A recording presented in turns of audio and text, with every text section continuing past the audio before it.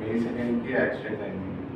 బ్రెయిన్కి అసలు ఏం ఇంత బ్లడ్ కూడా లేకుండా మొత్తం ఇంటర్నల్గా దెబ్బలు తాకి ఎమర్జెన్సీలో ఈ హాస్పిటల్కి వచ్చినాం మేము.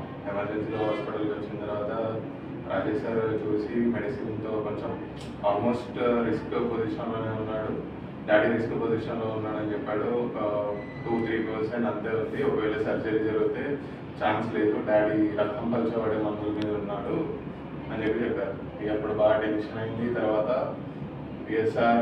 సార్తో మాట్లాడి మళ్ళీ తర్వాత ఓకే మీరు ప్రయత్నం చేయండి సార్ అంటే, సార్ ప్రయత్నం చేసి వితిన్ 20 daysలో కంప్లీట్గా రికవరీ తీసుకొని వచ్చారు. మళ్ళీ తర్వాత కొంచెం బ్లడ్ ఫ్లూయిడ్ అనేది పెరిగేసరికి మళ్ళీ ఒక చిన్న సర్జరీ, మైనర్ సర్జరీ, పర్పల్ సర్జరీ జరగాల్సిందే అని చెప్పని అన్నారు. అది కూడా సక్సెస్ అయింది. తర్వాత రిహాబ్కి వెళ్ళాం, అంతా బాగా జరిగింది.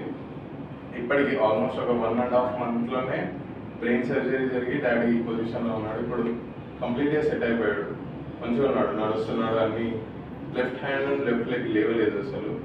ఇప్పుడు కంప్లీట్గా ఒక తీరికి వచ్చాడు డాడీ, నడుస్తున్నాడు, తన పనులు తను చేసుకుంటున్నాడు, అన్నీ మంచుకున్నాడు. ఇప్పుడు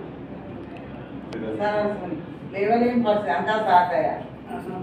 మా ఆయన బతికించిందే నిన్నే తలుపుకున్నాను.